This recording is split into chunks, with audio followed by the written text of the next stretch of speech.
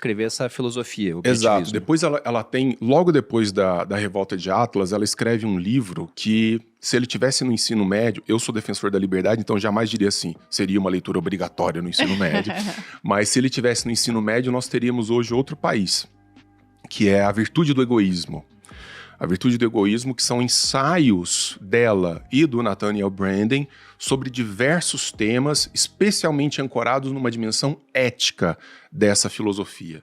Se vocês quiserem, a gente fala sobre isso. A Rand constrói um arcabouço filosófico ancorado na ideia de que o homem, no seu melhor, ele é egoísta, racional. Ele é um indivíduo autointeressado. E toda a vida em sociedade, especialmente numa sociedade de coletivistas, tenta dissolver essa ideia do indivíduo, essa autonomia do indivíduo. Em prol de um bem maior, intangível. Em nome da sociedade, em nome de grupos, em nome do Estado, em nome de coisas que são completamente hipotéticas, não concretas. Por isso que quando a Ayn Rand fala de direitos dos indivíduos, isso é um pleonasmo, porque direitos só existem dos indivíduos, não tem direito de grupo. Mesmo porque grupos são compostos por indivíduos que cada um com a sua individualidade. Então essa ideia de que vamos fazer pela sociedade, vamos fazer pelo grupo, vamos fazer pelo Estado, é uma das desculpas utilizadas pelos coletivistas para dissolver a ideia de indivíduo e impor uma pauta externa, não egoísta, que nos destrói a todos. Então ela vai dizer... o que se torna virtuoso numa sociedade coletivista buscar os próprios é interesses. O destinatário, não, numa sociedade coletivista, é o destinatário da ação. Então, a gente é treinado desde criança para dizer assim, o que é bonito? Fazer pelo outro, cuidar do outro, olha o outro é o destinatário da ação e do pensamento.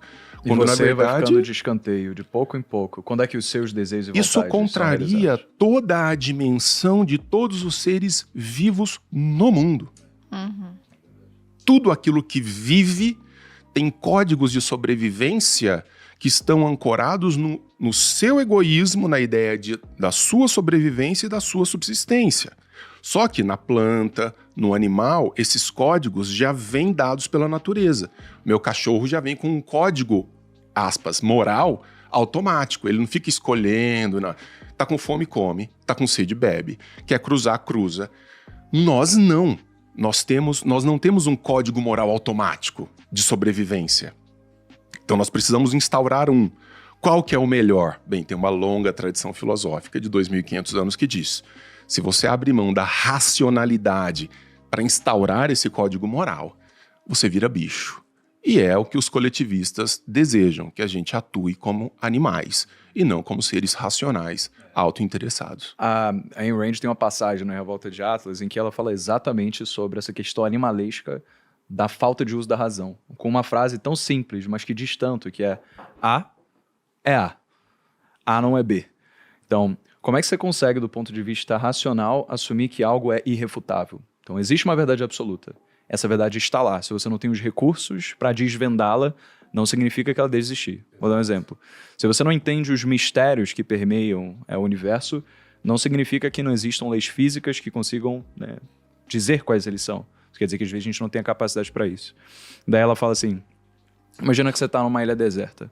Pessoas falam, se você está numa ilha deserta, não tem pessoas com você. Você não precisa de moralidade.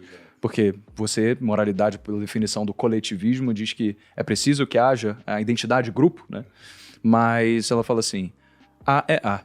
Se você está numa ilha deserta é quando você mais vai precisar de moralidade. Porque para você conseguir sair de lá e sobreviver, você não vai poder assumir que se você não trabalhar, se você não buscar sobreviver, caçar animais, conseguir frutos para ter o seu sustento, alguém vai trabalhar para dar isso para você. Então, você precisa considerar que são as suas atitudes que vão trazer os resultados que vão fazer com que a sua vida possa ir para um lado, possa ir para outro. E quando você fala de que a nossa sociedade é movida pelos próprios interesses, ou pelo menos a filosofia que revolve através de Volta de Atlas é essa, isso volta desde, se eu não me engano, 1789, com A Riqueza das Nações, né? Adam Smith, que ele falou assim, não é da benevolência do açougueiro, do padeiro, do cervejeiro, que nós temos o nosso jantar, mas Consideração pelos próprios da interesses. consideração que eles têm pelos próprios interesses. Você sabe que a filosofia na Grécia surge como resultado de vida livre sem nenhum paralelo no mundo antigo, né? A filosofia tem data de nascimento. Ela surge ali, segundo o relato do próprio Aristóteles, com Tales de Mileto, por volta do sexto século a.C., exatamente em função de características históricas da Grécia que estão muito ancoradas nessa ideia de racionalidade e liberdade. Então, toda tentativa de sufocar as liberdades individuais só nos trouxe até aqui miséria, desgraça e tragédia. Enquanto as civilizações que apostaram nessas liberdades individuais, na ideia de que ninguém deve nada a ninguém, e a pergunta coletivista ela é sempre feita de forma errada, a pergunta coletivista é o que nós devemos fazer pelo outro e não nós precisamos fazer algo pelo outro? Sendo que a consequência de você fazer algo por si é que Não, muitas vezes o outro é ajudado. O que a também Rand por está baixo. dizendo é o seguinte, quando eu falo de egoísmo racional, não estou falando de uma gente maluca que sai pisando nos outros. Eu estou dizendo simplesmente que uma vez que ajudar o outro está no meu horizonte moral, está no universo da minha realidade racional, faz sentido eu ajudar. Mas não porque eu devo, é porque eu decidi ajudar. Quando você diz o que nós devemos fazer, a pergunta já é coletivista de que nós devemos fazer alguma coisa. Não tem outra alternativa. Você não deve nada pra ninguém. Nada. Se tem uma pessoa lá fora precisando de ajuda, eu não devo nada a ela. Eu posso fazer por ela. É muito diferente. Porque se você diz eu devo fazer por ela, significa que ela já tem direito sobre uma parcela do que eu sou, do que eu tenho, do meu corpo, do meu tempo. E aí eu te digo, mas qual é o tamanho dessa parcela? Por quanto tempo? Quem vai ter a autonomia para dizer o quanto eu posso ser canibalizado nesse processo?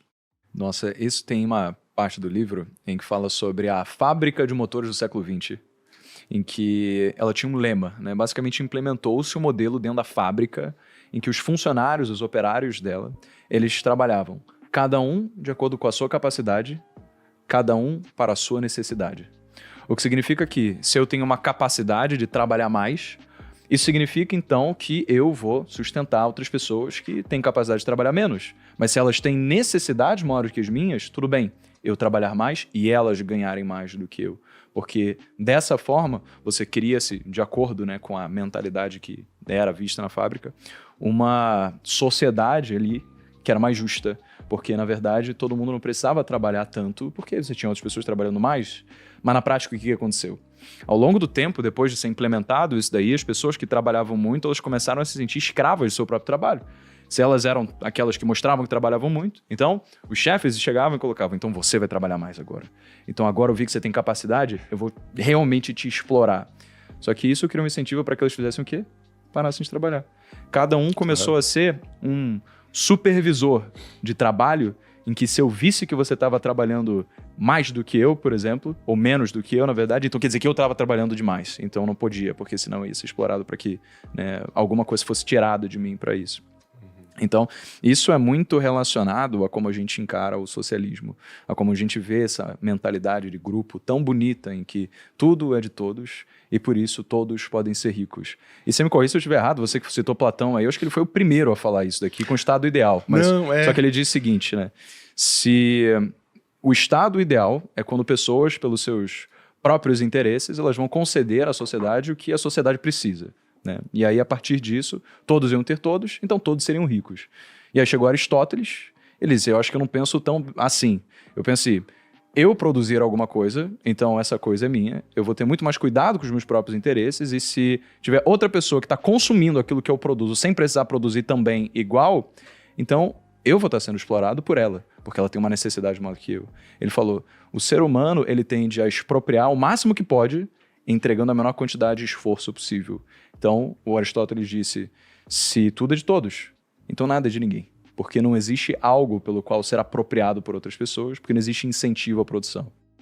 O Platão ele foi muito mal interpretado no curso, especialmente dos últimos anos. Por exemplo, a própria Ayn Rand fez uma leitura merda de Platão, né? Não entendeu nada de Platão. Mises não entendeu nada de Platão, Rothbard.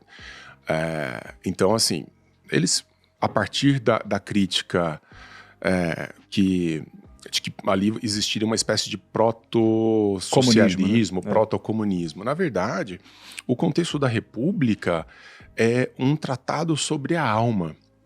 A República é um tratado sobre a alma. Então, quando ele fala da construção da polis, de um ponto de vista ideal, ele faz isso porque na passagem do livro 1 para o livro 2, ele está dizendo o seguinte: vamos em busca da justiça para o homem. Só que para a gente entender melhor onde está a justiça, só um parênteses, né, que eu estou defendendo o meu filósofo. Ele diz assim: vamos projetar isso para o universo da cidade, numa gigantografia, para que, se a gente encontrar ali a justiça, a gente vai encontrar a justiça no homem. Então, havia um decalque entre o que era o indivíduo e a cidade. Portanto, eu não posso salvar a cidade se antes eu não salvo o indivíduo. Não adianta um sujeito que está com o seu interior completamente desregulado, está com o seu interior completamente descompensado, querer salvar o Brasil. Então o cara não consegue resolver os problemas domésticos e quer salvar o mundo, quer fazer do Brasil um país melhor, etc. Então aquela conversa do Jordan Peterson, né? Primeiro você arruma o seu quarto, não sei o quê, isso está lá em Platão. Eu já vi um meme mostrando isso. Era assim: eu tenho ansiedade, estou confuso sobre meu gênero, eu não consigo parar de comer, mas eu sei exatamente o que fazer para consertar esse país. O cara mora, e na foto dele no quarto dele, na casa da mãe. Entendeu? Exatamente. Mas sobre isso do Platão, até saindo um pouco, né? Porque eu já queria entrar na parte do livro, mas eu também interpretei assim, como se ele fosse um avô dos planejadores centrais. Porque quando ele coloca lá, olha, você vai ter os cidadãos de ouro que vão ser os governantes, os de prata, os de bronze, Sim. meio que parece que está planejando a sociedade numa espécie de admirável mundo novo.